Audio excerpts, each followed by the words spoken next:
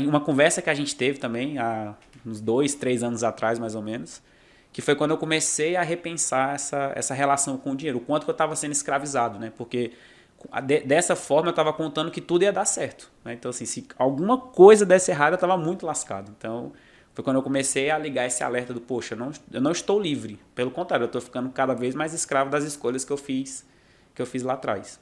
Eu acho isso muito interessante porque as pessoas, algumas demoram muito a perceber o quão escravo você fica de uma situação de dívida, né? De você não saber lidar com o seu dinheiro e você tem que trabalhar porque você tem contas a pagar que não necessariamente você precisaria. Então, um empréstimo, às vezes, que consome muito do seu salário, aqueles juros, aquele financiamento também que vai consumir muito da sua renda. Então, você fica naquela corrida de ratos que você não consegue sair dali.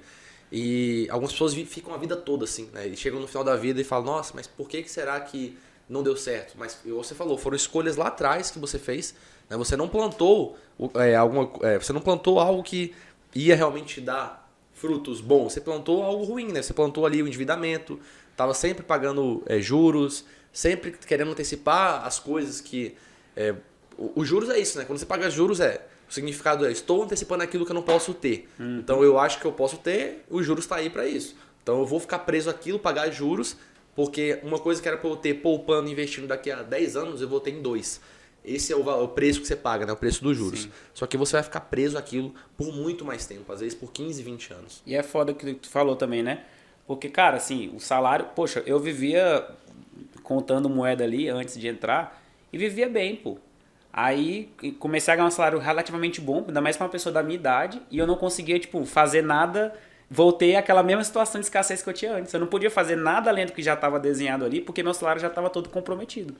Então, qualquer coisa que eu pudesse fazer a mais, se meu salário atrasasse 3 dias, cara, eu já ia entrar em cheque especial e tal. Então, assim, voltou àquela mesma situação de escassez que eu tinha quando recebia aquele contar de moedas. Então... E como você falou, né? Você estava frágil nesse momento. Porque é uma pessoa frágil? Ela é aquela pessoa que ela tem que torcer para dar tudo certo. Vou dar um exemplo, né? O Vitor era funcionário de uma agência reguladora. Então, funcionário público. Ou seja, se o Estado ele atrasasse o pagamento ali uma semana, que pode acontecer, cara, olha o caos que ia ser, né? Cara, olha o caos que ia gerar. Cara, teve uma vez que foi... A gente recebe todo dia primeiro, né?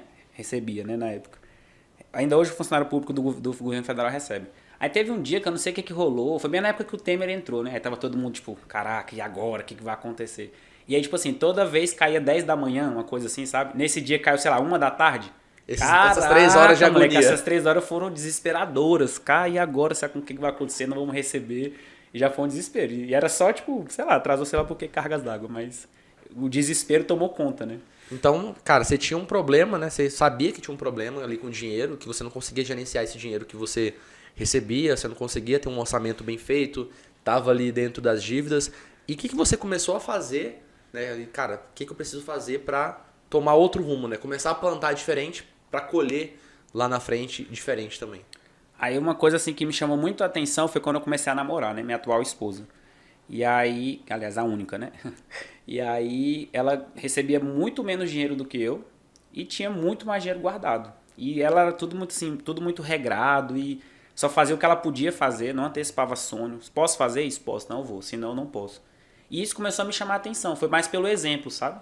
Eu falei, cara, mas que vida boa, né? Tipo, poxa, você não precisa ficar dependendo naquele desespero daquela fragilidade de não poder dar nada errado. E aí eu fui começando a mudar um pouco a mentalidade, comecei a ser mais poupador, né? Então assim, já comecei a parar de gastar desnecessariamente, já pensava em uma reservinha, tipo, não uma reserva como tem hoje, né?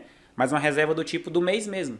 Por exemplo, meu salário não pode, tipo, ficar topado, ou até mesmo pior como era antes, além do que ele é. Não, pô, tem que sobrar um tanto para caso acontecer alguma coisa, eu poder ter uma margem de manobra ali. E aí foi quando eu fui avançando um pouco, passei a ser poupador, comecei a ler bastante sobre essa parte de educação financeira e tal, porque eu não tinha lido antes, né? Mas comecei a ler, e aí foi quando começou a mudar essa chave dessa fragilidade, dessa relação com o dinheiro. Eu falo que todo investidor ele começa como poupador, né? Você tem que passar por essa fase de entender que você tem que gastar menos do que você recebe ali de renda Porque tudo são estágios, né? Primeiro você entende que você tem que gastar menos do que você recebe. Isso. Ali você está começando a poupar e você cria uma reserva, como você falou, você começa a preocupar com as coisas que podem acontecer, porque coisas realmente acontecem. E você depois começa a perceber que você precisa fazer esse dinheiro render. E aí vem um terceiro estágio que eu falo que é quando você muda completamente a sua vida, que é, no começo você pensa, cara, eu preciso gastar menos do que eu ganho, Isso. do que eu recebo. Aí depois você começa a pensar, cara, eu preciso fazer mais dinheiro do que eu gasto.